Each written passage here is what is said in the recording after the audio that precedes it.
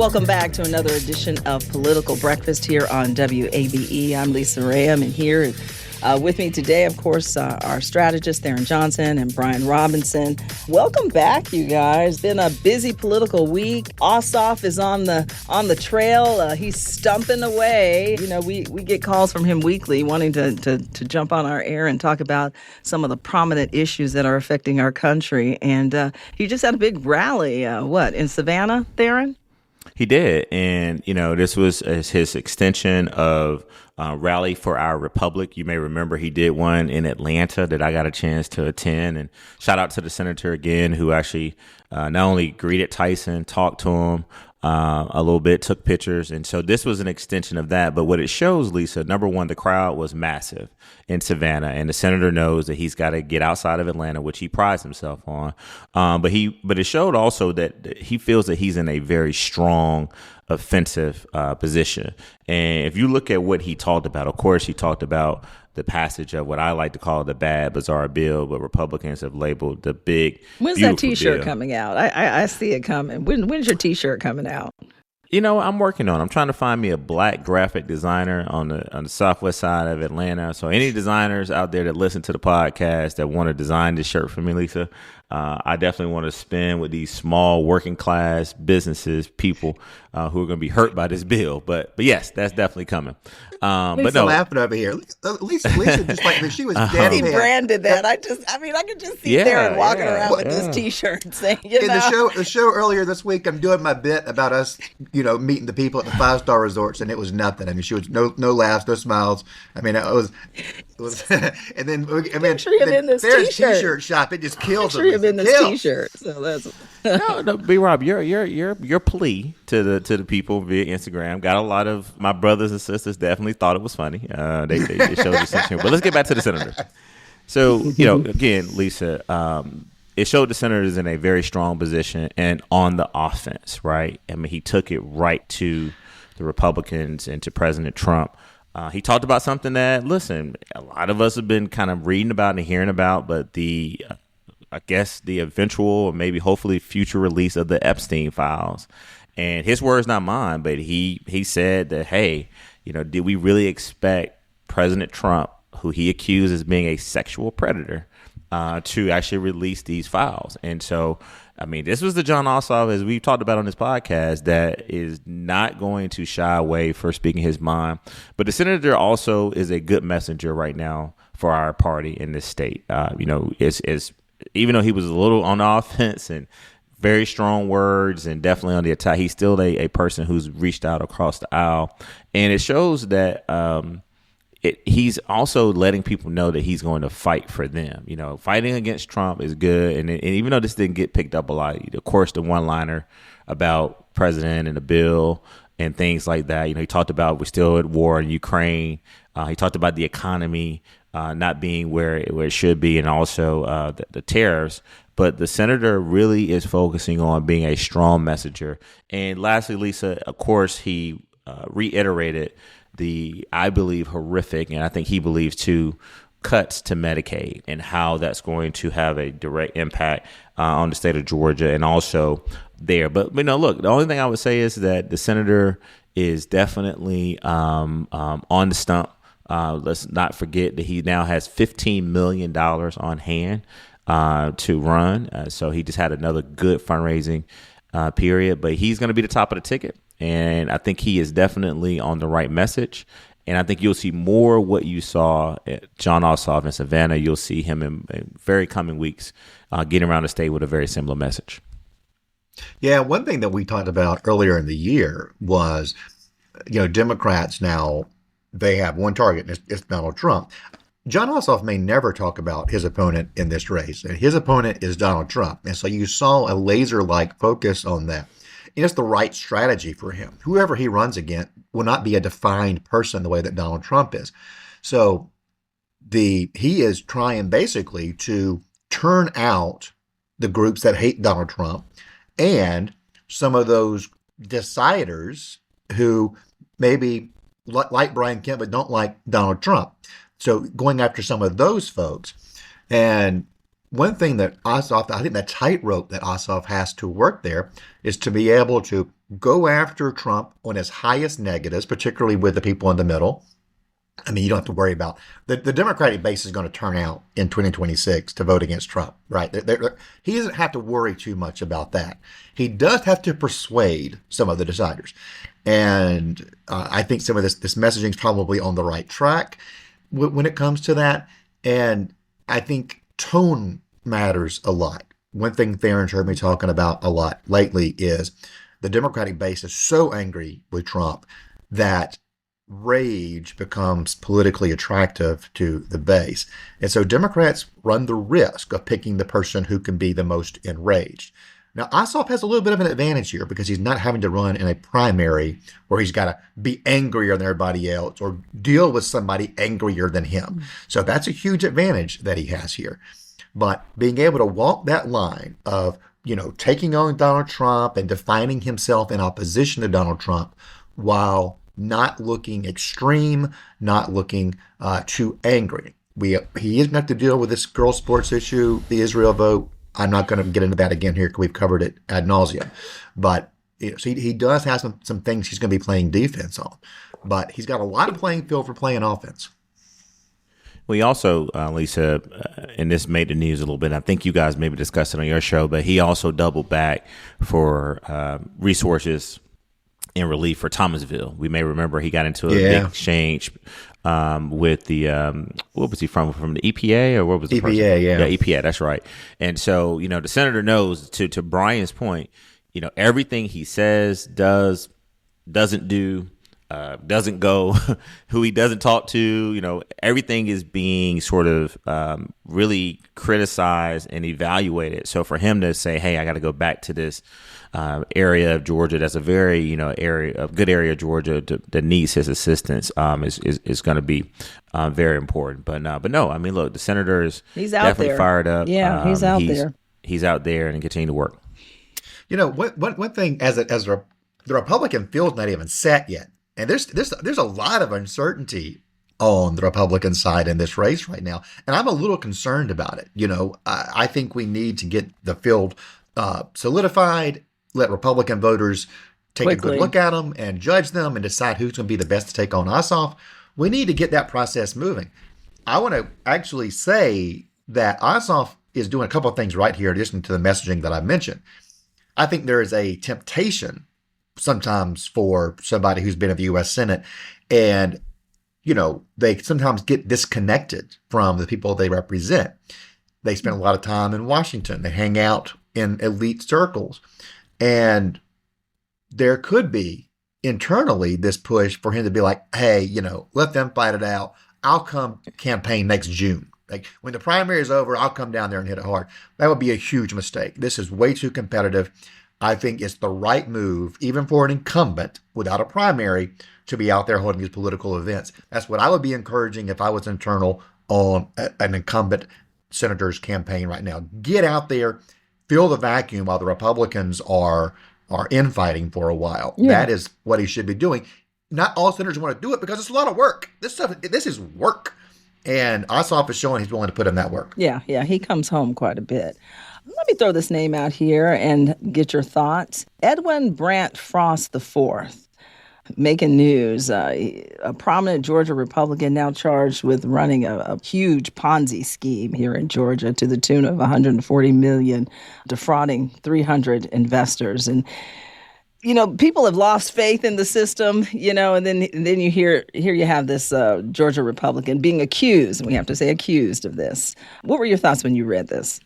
First of all, the human tragedy of it is awful because obviously some of the marks here are folks who are retirees, people who trusted this guy because he's branded as this, great Christian man, somebody who's steeped in conservative Christian values. And those are very powerful motivators for investors. We do trust people who are, share our values. And this Frost family has been, I know it's not necessarily a name familiar to a lot of our listeners or to, Metro Atlanta folks, but they're a prominent family. I would say the most prominent family when it comes to what was called the Georgia Republican Assembly. And it was a far right faction within the party. And it was this group that you have heard me talk about before, though, because I was talking about how they were the ones pushing for the Republican Party to determine who can run as a Republican, to give them the veto power over candidates qualifying as Republicans. They had to go through this little self-appointed group to who then would say, as opposed to having the voters, the primary voters decide, which is a much larger audience. It was a really bad idea. The party did pass a resolution supporting it. It's not going to happen because it's illegal. But I have been talking about this group here in the past, and I'm often in opposition because, I'm from the governing wing of the party. And this assembly, the Republican Assembly, has been often in opposition to the elected office holders who are Republicans in Georgia. So this is going to be quite the story within Republican politics. There are going to be some high-profile victims here. And, of course, the Frost family is, to kind of give you an idea, they're one of the biggest sponsors of the Eric Erickson Show, which is probably the most influential Republican conservative radio show in the state. I can't imagine who would be above Eric Erickson. He's a very powerful voice here. So that's one element of how this is going to have a fallout. And it's messier. It says he's accused of using investor funds to give more than $570,000 in political donations as well. So it gets murkier and murkier. Tharon, what are your thoughts? Yeah, Lisa, he spent money on lavish vacations. It also reports that there was money spent on jewelry. But let's go into what you just talked about, the donations, the contributions, the campaign contributions. And so, to me, this isn't just financial fraud. This is a stain on the Georgia's conservative network and base. One of the things that has been consistent in Georgia, even going back to Ralph Reed, that this conservative network has always been a key cornerstone of the Republican turnout model. And so for him to defraud and mislead and take money from hardworking people with Christian faith and to give those money to whom they believe was going to do good things for them and what they believe in. And this is the thing, Lisa. A lot of these folks knew that these campaign contributions were being made. So now it leads me to my next thing, this word accountability. Will there be accountability put forth? Because the SEC has slapped him with this $140 million accusation of the Ponzi scheme. And now the label is on this First Liberty building and loan organization. But we're talking about very prominent Republicans who have received money, not just once, not just twice, not just three times. We're talking about consistency of donations. So the question becomes accountability. And will these Republicans give the money back? And not only give the money back to the organization, but give the money back to the people that this man is allegedly defrauded. And so I just want our listeners to understand that if this was on the opposite foot, right? Maybe not B-Rob, but other Republicans will be wanting you to believe that Democrats are corrupt. We took the money. We're stealing. We're lying. We're un-American. We cheat. Democrats have got to figure out a way to say, hey, listen, this is as Brian just talked about, this is a stain. And he's done his best to try to push back on it. He actually preempted it. One thing that B-Rob does very well sometimes, Lisa, he rebuts the rebut. So he kind of knew that this was actually going to probably not end well. The problem is Brian is only one voice on this podcast where there's hundreds of thousands of others who have sat by and knowingly, maybe, and unknowingly knew that this scheme was basically in action. Taking place. It's taking place. And it's a Republican stain. It's these Republicans who've taken this money. But more importantly, what it hurts the most, Lisa, is, again, most of these seniors, people who've given their hard-earned money to this organization, and it hurts the conservative network that has prided itself on being ethical and supportive of the Republican coalition of voters in this state. Yeah, it says in this article that he takes full responsibility for his actions and that he will work to repay investors. Yeah, we'll see about that. We'll see how much they have left. The $500,000 sounds like a lot to the average person, and I understand why. In the grand scheme of Georgia political fundraising, it's a very small amount. And that money was distributed probably toward numerous campaigns. I don't know where the bulk of it went. Like if there's some entity, like maybe the state party, that got a huge amount.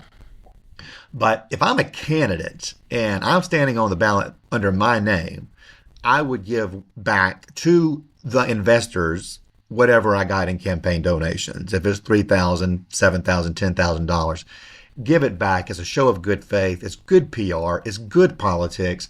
And you don't have to have a stain on you. It's not a stain on Eric Erickson that these guys were, advertisers on his show. He didn't know this was going on. And these campaigns didn't know where the money was coming from either, as far as the dirty deeds used to get it. So it's a show of faith and good politics to give the money back, and I think that that campaign should. I'll say, as far as dirty money goes, there's some of this on all sides. Of course, the New Georgia Project, which is on its last legs. Speaking of bad stains that can never be removed, they just need to close the doors and open up something else, because the branding's dead forever. Mm-hmm. Because, of course, they were acting illegally to, help Stacey Abrams' campaign for governor, and were found guilty of that. So there's some bad money on all sides, and when it happens, the responsible adults in the room have to stand up and go, "We're not going to be associated with this. We're going to give this money back." Yeah, with government oversight, though, I'm surprised a Ponzi scheme of this nature was still operating. Still existed. It says here since 2021. Yeah, I mean, and again, our job on this podcast is to give the Democratic and Republican point of view. B. Rob is right; it does happen on both sides. But be that as it may, today we're talking about this Republican organization, right? Sure. And so I want to make sure that our listeners, who sometimes Lisa say I let B. Rob off the hook sometimes, I want to be that Democrat today to say, look, it's wrong. They're victims. However, if you look at the organization's intent and its actions and its loyalty, it's been to helping a GOP base of women and men get elected. And it's been placed in a position where it supported their cause through those Republicans. So now the onus is on these lawmakers, to Brian's point, to act quickly to give the money back. But while that is underway, it is just the way politics is, right? Mm-hmm. Democrats need to be all over that. I mean, they need to be up and down Peachtree like these Cowboy Carter people was dancing in the streets. Back to that, I know we talked about that earlier in the week, but no, seriously, this is the type of thing you got to prove to people that this is not acceptable, right? Because last thing I said, I know we're closing this out. Brian and I, we see it everywhere, right? And I feel it. I felt it, in my house with my friends. People have been just desensitized to our politicians, right? There's so much we give them leeway from. I'm not going to repeat what the president said, but we got to point this out. In the last 30 days, the president of the United States of America has dropped the F-bomb, and he used the S-word too, right? I mean, but we go on like it ain't happening, because why, he's talking about Putin and all of them, right? But, the things that are happening in these organizations and how they're aligning themselves with these elected officials is troubling. Now, I want to say this as a Democrat. Look, and I'm going to say this because I know Brian likes to remember the date. Back in July there in 2025, you were going off on this group. It probably will happen on the Democratic side, right? But it doesn't make it right. But today, we're talking about this organization. But again, just I feel terrible for the victims. Me too. And I definitely hope that they get their money back. Yeah. And one thing I would say, I mentioned the Frost Association with the Georgia Republican Assembly. After the state convention earlier this year, maybe it was in June, the GRA collapsed. All of the major names associated with it signed this giant letter saying that this organization was basically corrupt and on the wrong path. Mm-hmm. So I don't know if they're related. If somebody in that group figured out that the Frost were up to something really fishy, I don't know. But their political organization that they helped build has withered away, and now their family business has collapsed. Mm. So been a bad summer. Yeah. I guess summer's never a good time for frost. Yeah. Well, yeah. And it doesn't do a lot of, you see what I did there? Doesn't give voters confidence either, Thank you. At least you didn't get it. Yeah. The play on name. I got it. Yeah. All right, guys. Thanks. Another busy week in Atlanta, though. We didn't mention the MLB, all the great baseball players who came this week to celebrate the All-Star game as well. Yeah, shout out to the MLB All-Star game coming here. Hey, I'm going to say this as a Democrat. B-Rob, I appreciate the recommendation to the reporter. You're basically paying me back for helping you get your numbers so you can run the Peachtree Road Race. Now I'm trying to get you into the Brookhaven People's House. Then we're not going to talk about that. But Lisa, I want to say this is real role reversal here. Black men help the white man, and white men then help the black man. This is what America is all about. But no, Lisa, I want to say this: MLB, different times, same issues. We still got some voting challenges ahead of us, right? But the impact that it's had for small businesses and this economy, and shout out to Lisa Cupid, the commission chair, and the Braves, Terry McGurk, all those guys. You earned it. You deserve it. We will behave. Issue's still there, but I'm glad to see them back. Yeah, bravo. Well, what Tharon's talking about is I sent Sports Illustrated to him. I did an interview with them last week, and the reporter was going to do the thing about how the All-Star game got canceled here 4 years ago and was going to do a follow-up. And so she called all these people who bashed Georgia and said MLB should cancel the game, including the commissioner of MLB, including the Biden people, Stacey Abrams' people. And she was like, the story now is that none of those people will call me back. And I think that is very telling. And I was like, here's why they're not calling you back, because they got embarrassed because they were selling a bill of goods. For sure. Whoever said Jim Crow 2.0 or Jim Eagle, as Biden oddly said, it was just offensive language. And now we have a set of data showing that Georgians of all races are voting at record levels. So let's celebrate that as we celebrate baseball. All right, I got to cover myself here, Lisa. Hold on. I still got some challenges because I don't want the people to say Tharon laid down on the podcast, right? We still got to poll the voting rights. Jim Crow 2.0 was a little too far, but it was some voter suppression, voter challenges by the Republicans because they lost during that time. But I've moved on. I've evolved. Still fighting, but I'm glad the MLB is here. All right. Good talk this week. You guys have a great weekend, and we'll pick up again next week. Thank you, Lisa. Great show.